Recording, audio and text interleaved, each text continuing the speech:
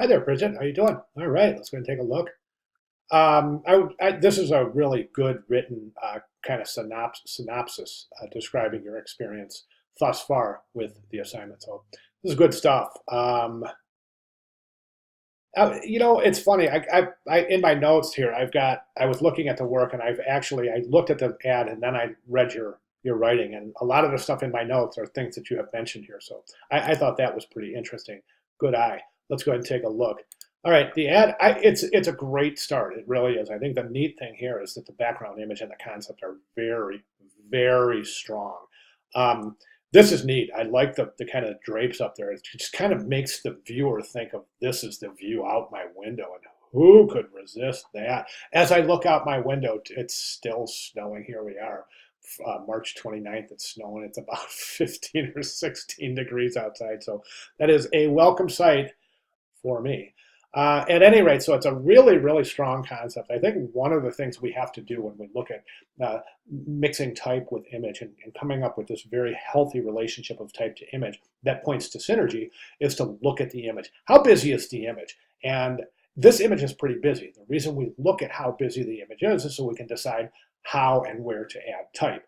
You don't want things to be overly complex. Right now, I think the problem that we're having with this ad is that the viewer doesn't know where to look first because everything is big and boxed in and dark and big and right in your face. Do you see what I'm saying? Which is intuitively, it's something that I think that makes sense. However, when you think about it, we don't want to force feed the viewer. We want the viewer to digest at their own rate. So what we're going to do is we're going to redistribute the weight of this composition and allow this really healthy relationship between the type and the background so that we're not confronted with. Best way I can describe a hierarchy is this. If this is a stage, we've got several actors on the stage, right? So we've got 1, 2, 3, 4, 5 actors in the background. We've got 6 actors on the stage, but they're all wearing the same costume and they're all saying, look at me first, look at me first, look at me first. There's no hierarchy. Do you see what I'm saying? So we can establish that very easily.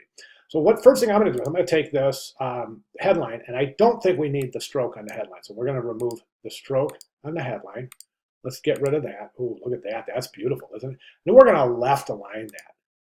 Looking good. And then I think finally we're going to reduce the size. So let's come here, and right now that's set at 60. That's pretty large. So let's bump that down to about, let's dump that down about 48. Looking good, right? Okay, now at this point, what I would recommend doing is this headline is, this subhead is very, very large. I don't think we need it. I don't think we need a subhead, and I'm a fan of subheads.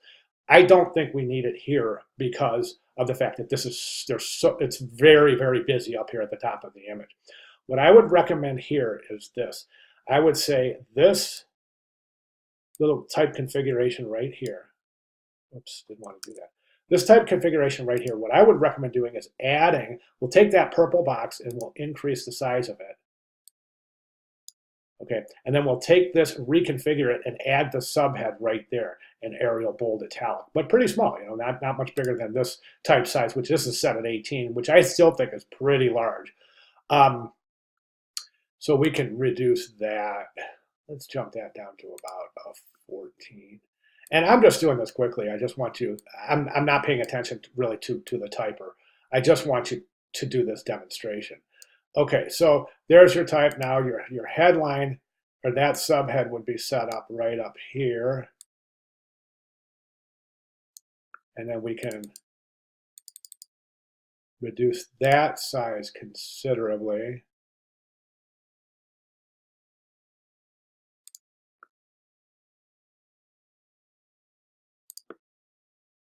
Okay, and we'll go ahead and bold italic that, which it is. That's set at regular. So yes, this will work. So there, all right, now we're getting there. So this maybe even could be a little bit bigger.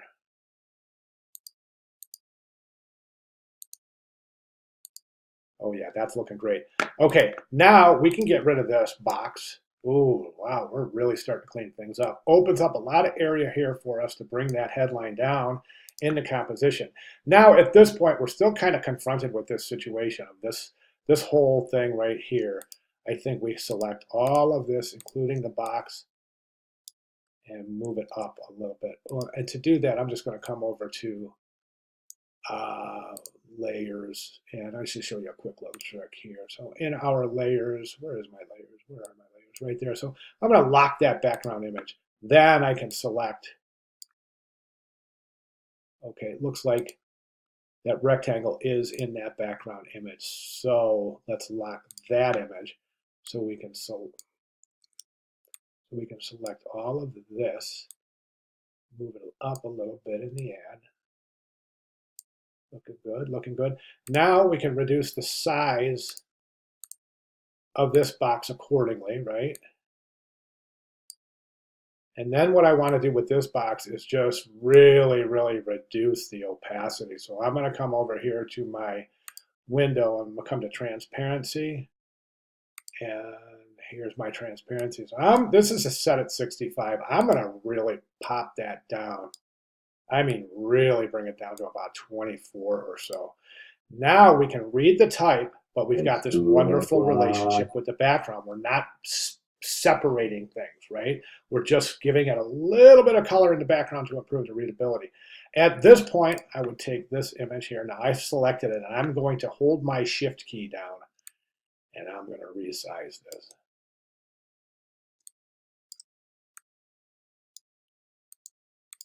Okay, looking really good. Now, hopefully you can see now how we have this open relationship. We don't have everything up front, center in your face. Do you see what I'm saying?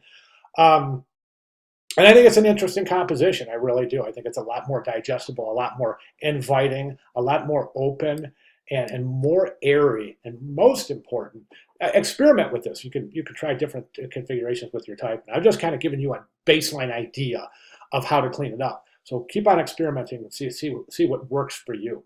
The neat thing about these techniques is it's activating the negative space of the ad. So in other words, all of this space right here is now becoming part of the design element as opposed to leftover white space from the placement of design elements, right?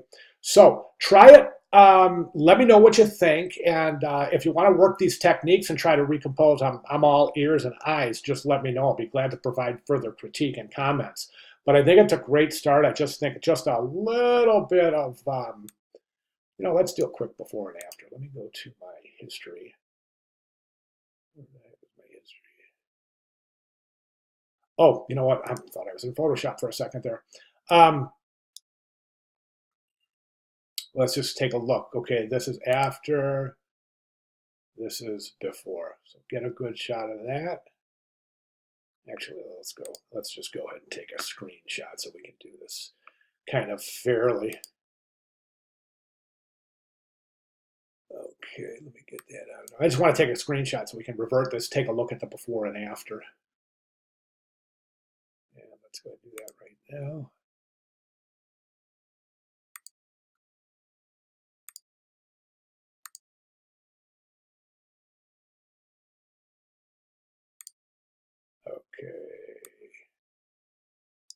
Okay.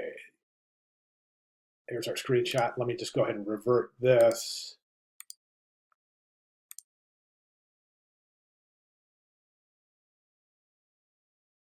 Okay. And of course, my computer is deciding to really start slugging along right now, right? So let's go ahead and take a look at the before and after. There's before. There's after. Before, after. Before, after. I hope you can appreciate the kind of airiness, the light, open, inviting configuration of this composition. Let me know. I'm really interested in your reactions. I think it's a lot more inviting. But go ahead and work this out. If you have any questions, comments, concerns, or if you want to run something by me, please feel free to do so. But I'd like to see you work on this relationship of negative space and really working on your hierarchy. All right, great job. Thank you very much.